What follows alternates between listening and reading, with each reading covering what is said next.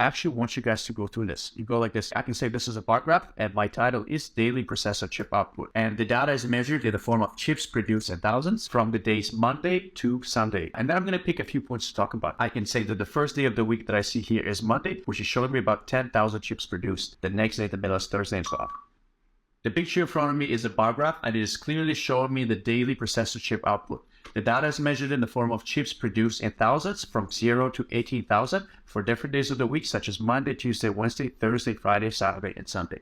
The first day of the week that I can see is Monday, which is showing me about 10,000 chips produced. The next day where situation is a little bit different is Friday, which is the highest, and it's about 16, and the situation looks different from Monday. And the final day of the week is Sunday, which is showing me there are no chips produced because the number is 0. And overall, this graph illustrates the bar graph for daily processor chip output for different chips produced in thousands. And I stopped talking with just 1 or 2 seconds left.